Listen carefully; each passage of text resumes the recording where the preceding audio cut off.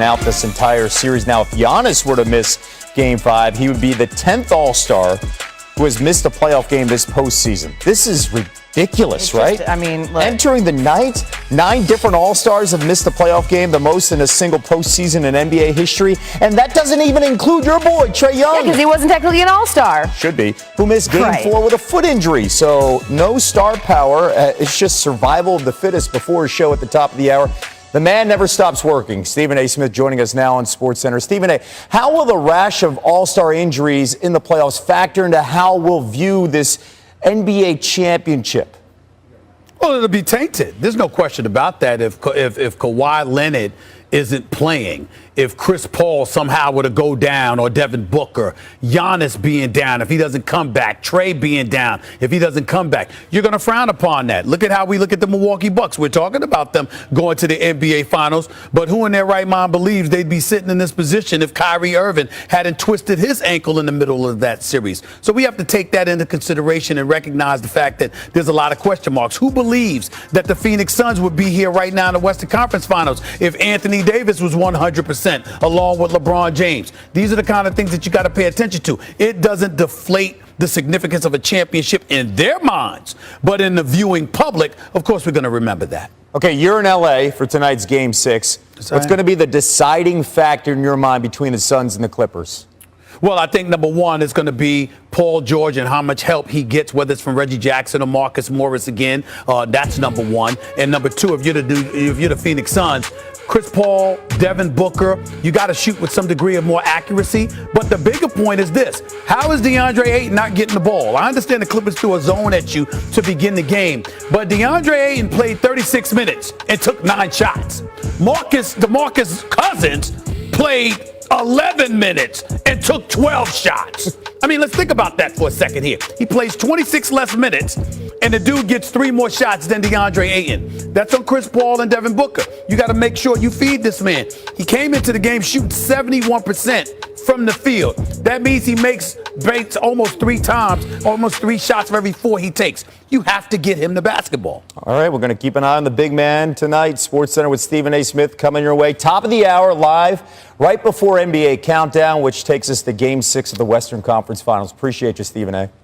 Little odds and some prop bets on Game 6 of the Western Conference Final, which is tonight. Our friends at Caesars William Hill put this together. Phoenix, a 1-point road favorite, with the total set at 214.5. And after scoring 41 points in Game 5, Paul George's points prop for tonight is set at 30.5 as we go live to LA, where we find PTI's Michael Wilbon joining us now. Mike, it feels like the Clippers are like Jason or Freddy in the horror movies. Every time you think you get away, they're just right there. They're right there on your tail. Good analogy. Right? Good analogy. But do you think that they can do it again and stage another comeback with Paul George?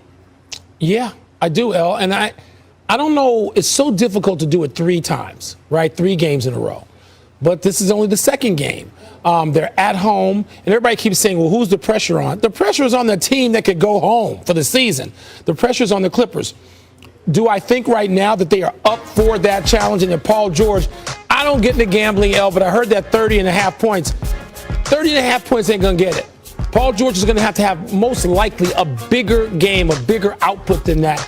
But, yeah, I think that the Clippers are up for this, and I think back-to-back wins to stave off elimination and going home for the season, I think that's within their power. And they certainly have the head coach that's used to doing it too. Well documented that Ty Lue excels in these exact situations. Let's go to the East now. We saw the Hawks get a win last night without Trae Young, and now the Bucks may be without Giannis. What would you say is your level of confidence that the Bucks can still win this without him? Because, by the way, Michael Wilbon, Vegas still thinks they will. Elle, I don't have any confidence in the Milwaukee Bucks with Giannis. Oh. I mean, are people not paying attention to the previous 2 years? I mean, how they've gone out of the playoffs, and certainly 2 years ago, when they were a favorite up 2-0 in that conference finals series against Toronto, up 2-0 and lost game 3 in overtime. At least one overtime. I was there. I don't remember how many overtimes it is now. But no, I don't have that faith in the Milwaukee Bucks. I mean, they have such weird tendencies, and we can look at those tendencies over the 3 postseasons. If you tell me that Trae Young is going to be able to return, even if it's in games 6 and 7, even if, he can't play in game 5, I'm one of the few people that could see Atlanta winning this series because and especially without Giannis. I mean, do I believe that, with Middleton and crew, that Milwaukee ought to have enough? Drew Holiday, they ought to have enough? Ought to? And I keep hearing people around the league in the industry say that Milwaukee ought to have enough to win without Giannis. I'm not buying that.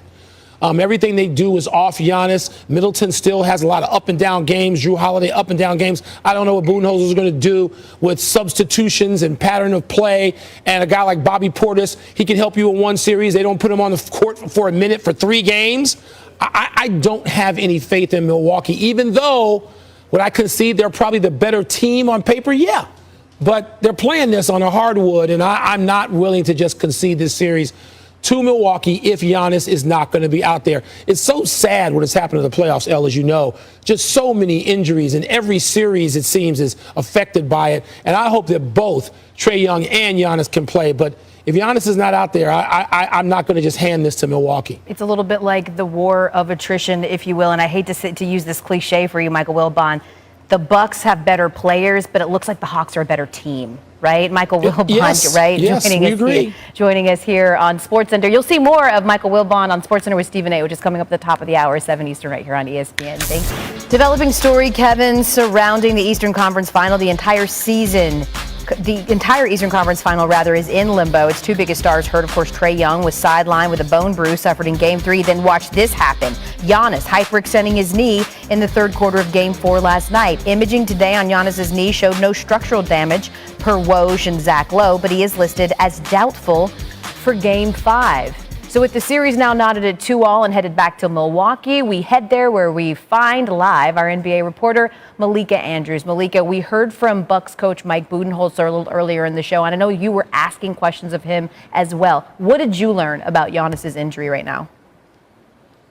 Well, Mike Budenholzer said, Elle, that this is relieving information for them. This is the best possible thing that they could have heard, he said. But here's the deal. You mentioned he's listed as doubtful. What they're going to be looking at now is whether or not his swelling in his knee, which I'm told he still has, if that goes down and how he continues to respond over the next couple of days. So that is going to be determining, as Adrian Wojnarowski and Zach Lowe reported, there is no timeline on his return, but that will be an indicator of when possibly we could see him again.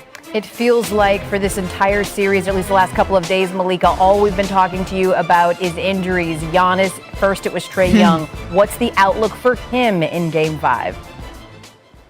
Well, officially, the Hawks are listing Trae Young as questionable. What I've heard is kind of the same thing that we've been hearing over the last day. It's about pain management and his mobility. So that's what they're going to be keeping an eye on, how that continues to improve or change over the next 24 hours before we get to the actual game. We know that Trae Young is a player who wants to be out there, who wants for his team in this pivotal Game 5, but that's really what they're going to be keeping an eye on. And also, Clint Capella, who took an elbow to the face in that Game 4, he's also listed as questionable, so we'll be keeping an eye on both of those things. Certainly, it was in garbage time, and Hawks fans for sure gripping and saying, why not just take Clint Capella out of the game? It was already out of hand, but Malika Andrews with the latest as we keep an eye on a bevy of injuries surrounding the Eastern Conference Finals. Thanks, Malika.